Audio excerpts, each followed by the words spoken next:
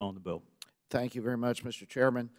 Congress passed the former President's Act of 1958 to maintain the dignity of the office of President and assist former presidents who did not have sufficient financial resources.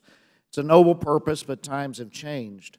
When the former President's Act was passed, Herbert Hoover and Harry Truman were the only two living former presidents.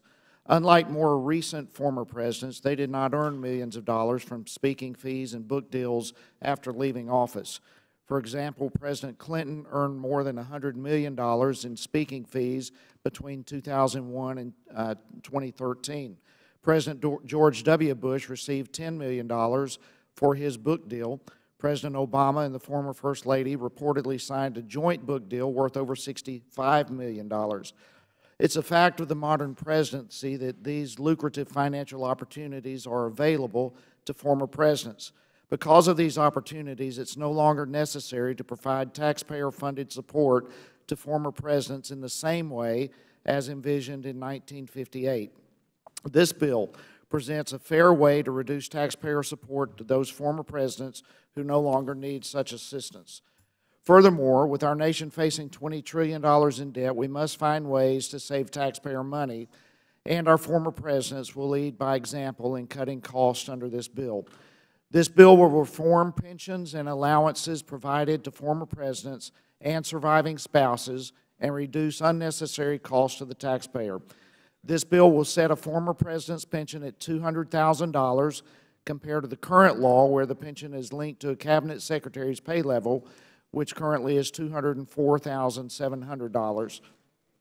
Surviving former spouses will be eligible for a pension of $100,000 versus $20,000 pension under current law. Currently, former presidents are also eligible for other benefits paid through annual appropriations. These benefits include office spaces and leases, furniture and supplies, and staff salaries. These additional benefits provided to former presidents totaled $2.43 million in fiscal year 2016, $2.84 million in fiscal year 2017. The requested appropriation for fiscal year 2018 is $3.63 million.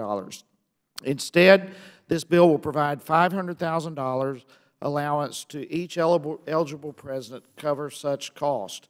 This allowance will be reduced dollar for dollar for any earned income in excess of $400,000. For example, a former president making $900,000 in earned income would not be eligible for the allowance. For former presidents eligible for the allowance will decrease over time. 5 years after a former president has left office, this allowance will be reduced to $350,000. Then 10 years later, the allowance will be reduced to $250,000. In the 114th Congress, the Presidential Allowance Modernization Act of 2016 was passed, but it was not signed into law. Senator Ernst and I have worked with relevant stakeholders to improve the bill in 2017. The 2017 bill advances the same principles of accountability and modernization as the 2016 legislation, but makes some key changes. First, the bill provides a 6-month period after the date of enactment before the bill takes effect to ensure current former presidents have time for the changes. Second, the bill does increase the allowance amount from $200,000 in the previous bill language to $500,000 here. However, as described earlier, this allowance decreases over time, but it is not entirely eliminated should a former president be eligible for the allowance. We thought the office of the former president is an important institution to support in a nominal way. We were all recently reminded of the importance of this institution by the joint effort of former presidents to raise hurricane relief funds.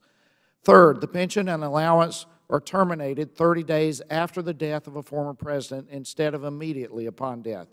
This change was made to accommodate the work that must be done to wrap up the affairs of a former president. Finally, I want to assure my colleagues that this bill does not impact funding for security or protection of a former president. I want to thank Senator Ernst for her work on this bill in previous years and this particular bill in 2017.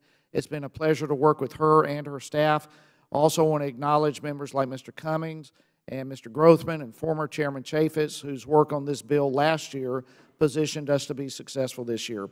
I also want to express my gratitude to the professional staff on this committee who have put so many hours of work on this bill, and I urge my colleagues to support it. The gentleman from Georgia yields back. The chair will now recognize the gentleman